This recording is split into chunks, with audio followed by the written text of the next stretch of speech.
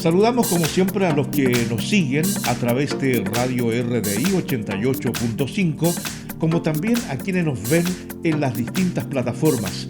Nos pueden ver en YouTube, en Instagram, nos pueden ver en Facebook, en fin, usted puede seguirnos día a día en este Diálogos. Y en esta oportunidad vamos a conversar con Ariel Llévenes Subiabre, economista del Centro de Estudios Tecor Biobío. 2 décadas de experiencia académica desarrollado en distintos ámbitos de la educación superior, tales como docencia, investigación aplicada, vinculación con el medio, extensión y gestión académica. ¿Cómo está, don Ariel? Gusto saludarlo, bienvenido. Hola Hernán, un gusto estar aquí con usted nuevamente. Gracias. Hay temas que el público común y corriente obviamente no maneja. Un economista nos podría explicar, pero tratemos de aterrizar el tema lo más posible para que el público pueda entender por qué se le recomienda tanto a la gente, por ejemplo, no hacer inversiones. ¿Por qué se le habla al público de que subió 125 puntos y la inflación viene creciendo? Bueno, usted nos podrá explicar, don Ariel. Tuvimos una noticia que generó bastante preocupación ya en el ambiente económico fundamentalmente, ¿ya? Y que dice relación con este incremento de 125 puntos de tasa de política monetaria por parte del Banco Central, ¿ya? Eso es la noticia, ¿ya? Uno dice, ¿qué implica esto de 125 puntos? Claro, ¿qué significa esto? Y yo quisiera, correcto, y yo quisiera partir en este comentario de hoy diciendo por qué esta noticia es tan relevante. ¿Ya? Yo diría que tiene tres ribetes de importancia. Lo primero es que si bien el mercado, los agentes económicos, los distintos economistas, los centros de estudio esperaban un incremento en la tasa, se esperaba solo un incremento de 100 puntos, ¿ya? Por lo tanto, lo primero que hay que decir es que acá el incremento registrado fue mayor a las expectativas que todos tenían respecto al incremento que iba a haber, ¿ya? Eso es lo primero, ¿ya? Por lo tanto, eso nos está hablando de una preocupación o un énfasis muy fuerte que está tomando el Banco Central respecto del control de las variables monetarias en Chile, ¿ya? Que estaríamos teniendo entonces desequilibrio, a juicio del Banco Central, desequilibrios importantes que requieren entonces de medidas fuertes de control, ¿ya? Eso es lo primero. Lo segundo es que es mirando la historia, ¿ya? Desde la crisis subprime, o sea, estamos hablando de hace más de 10 años, estamos hablando del 2008, que no teníamos un incremento de esta magnitud, ¿ya? Segundo elemento, ¿ya? Que es Ni importante. siquiera para el terremoto. Correcto. Y en tercer lugar, ¿ya? Que es cuando fue que tuvimos ese incremento, porque uno dice, bueno, ya sí, fue el 2008, pero ¿qué características tenía el 2008 que hizo que se produjera ese incremento y cómo eso se puede asimilar a lo de hoy? Recordemos que la crisis subprime del 2008 fue la última gran crisis financiera que hemos tenido de orden global, ¿ya? Por lo tanto, nos estamos remontando a un periodo de con esas características. ¿Qué es lo que quiere decir esto entonces? Que también habría evidencia de un cierto deterioro de los mercados financieros que lleva entonces Primero, el incremento de inflación que ha sido muy importante. Segundo,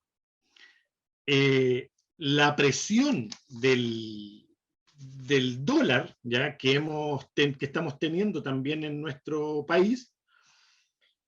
Y lo tercero, un deterioro de mercados financieros, en lo cual entonces el Banco Central está tomando medidas ya para controlar de manera más importante esto. Acá, sobre todo, yo quisiera poner el énfasis sobre el tema de la presión inflacionaria, porque hasta hace un par de meses, un diagnóstico común era que esta presión inflacionaria era transitoria, ya que iba a ser de muy poco tiempo. Aparentemente, lo que estamos viendo con este incremento de mayor a lo que se esperaba por parte del mercado, por una parte, y por otro lado, las proyecciones que uno puede hacer respecto a la tasa en lo que va a venir en el futuro, ¿ya? En el futuro inmediato, donde se siguen, lo esperable es que vengan todavía incrementos sucesivos. Aparentemente la lectura es entonces que esta inflación ya no sería tan transitoria y entonces hay que empezar a tomar medidas para controlar y que esto no se nos desboque mucho más de lo que está. ¿Por qué digo mucho más de lo que está? Porque la meta del Banco Central era un 3% de inflación y hoy día estamos sobre el 5%, ya en lo que es la proyección a un año. ¿A qué nos lleva esto en la vida cotidiana? Ya que es un poco lo que interesa. Primero, la inflación implica básicamente aumento de precios, ¿ya? Eso lo sabemos. Este aumento de precios, porque uno de repente dice, pero mira, una inflación subió del 3 al 4, del 4 al 5, no es tanto, pero ¿qué es lo que ocurre? Que para las personas que tienen menos ingresos, el soportar un incremento adicional de 2, 3 puntos de precios es inmensamente impactante sobre su presupuesto familiar, ¿ya? A diferencia de alguien que tiene ingresos elevados y que tiene espacio todavía para soportar estos incrementos. En el caso de una persona con muy bajos ingresos, por cierto que cualquier incremento de precios le impacta mucho más, lo daña mucho más. Entonces ahí hay un elemento importante. Lo segundo es que el incremento de tasas que nos lleva producto de la necesidad de controlar la inflación, lleva a que el endeudamiento se encarezca, ¿ya? Por lo tanto, es mucho más difícil para las personas en general acceder a créditos. Esos créditos son mucho más caros, ¿no? Y entonces ahí hay un elemento que también perjudica a las familias, concretamente. Sobre todo para el endeudamiento de bienes duraderos. Pensemos, por ejemplo, en cómo la gran mayoría nos compramos casa, ¿ya? Nos compramos casa con créditos hipotecarios, esos créditos hipotecarios están indexados a UF y también tenemos que pagar una cierta tasa de interés por esos créditos. Bien, todo eso se encarece mucho más y hace mucho más difícil adquirir bienes duraderos. Y por el lado de la inversión, se encarece lo que se llama el costo de capital, ¿ya? El costo con el cual los inversionistas se pueden financiar para levantar proyectos de inversión. ¿Qué significa esto? Que la inversión entonces se tiende a reducir y con eso, como lo hemos conversado en otras oportunidades, con eso se afecta la generación de empleo de calidad, de empleo sostenible, ¿ya? Porque es la inversión la que permite generar nuevos puestos de trabajo, ¿ya? Por lo tanto, por esas dos vías es complejo el escenario y sin duda aquí la variable clave yo diría siguen siendo dos. Por un lado, cómo va a evolucionar el tipo de cambio dado estas medidas cómo se va a comportar el tipo de cambio, pero por sobre todo cómo va a responder el mercado en términos de inflación, ya cómo se va a ir controlando la inflación. Si la inflación sigue escalando en los próximos meses, es evidente que los incrementos de tasas se van a seguir produciendo. Aquí, ¿qué se puede hacer? ¿Hay algo que los entendidos indudablemente puedan realizar, puedan efectuar como para frenar esto, como para tratar de hacer tener un momento no tan complicado en lo económico para el próximo año? A ver, yo diría que tenemos dos, dos vertientes, ¿ya? Una, yo digo, en la cual es muy poco lo que podemos hacer, ¿ya? Y que dice relación con las presiones inflacionarias que también llegan desde lo exterior, ¿ya? Acá fundamentalmente yo quisiera poner el acento en el precio de los combustibles, ¿ya? En general, ¿ya? Y esto por una razón bien simple en el caso de Chile. Nosotros somos una economía muy pequeña en el mundo, ya estamos hablando de un mercado de 17 millones de habitantes, 18 millones de habitantes, un mercado muy reducido, muy pequeño en el concierto mundial. En segundo lugar, somos una economía muy abierta, muy extrovertida y por lo tanto dependiente y fuertemente afectado por los vaivenes que se producen en el mundo. Y en tercer lugar, respecto a los combustibles, somos absolutamente dependientes de lo que pasa en los mercados internacionales. Nosotros no tenemos producción de petróleo, somos demandantes netos de petróleo desde el extranjero y por lo tanto tenemos que comprar los precios internacionales. Ahí hay una presión inflacionaria importante, ya los precios internacionales de los combustibles han tendido a subir, eso conlleva a que los precios internos entonces suben.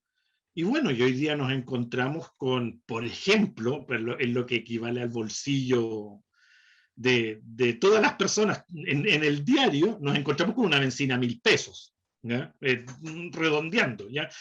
Ojo, que también aquí hay diferencias territoriales. En algunas regiones es mucho más que en otros lados. Entonces, ahí hay un elemento que es importante donde eso desde afuera es muy difícil de controlarlo en el mercado interno, salvo con algunos mecanismos de estabilización de precios que en Chile se han ido modificando conforme han ocurrido este tipo de coyunturas. Lo segundo es lo que ocurre internamente, ¿ya? Internamente, yo diría que tenemos dos elementos que son muy, muy importantes. Lo primero es esta incertidumbre que hay en el mercado, en el ambiente, a que lleva que el dólar esté tan elevado, ¿ya?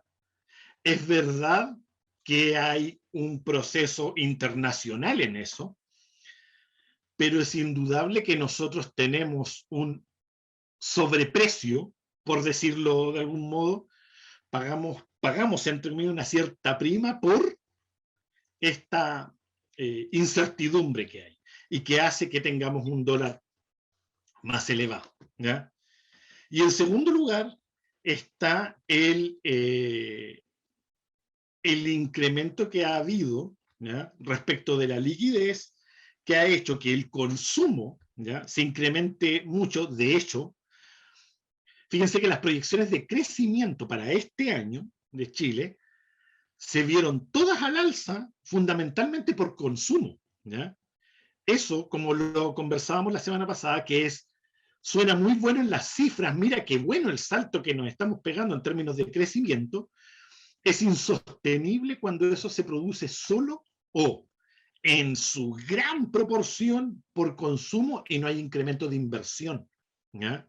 Porque después es muy difícil sostener un nivel de crecimiento así en el futuro. Dicho eso, entonces yo diría que hay internamente lo que se puede hacer es primero controlar esta variable, este incremento de liquidez, donde el Banco Central hizo su parte en esta oportunidad, ¿ya?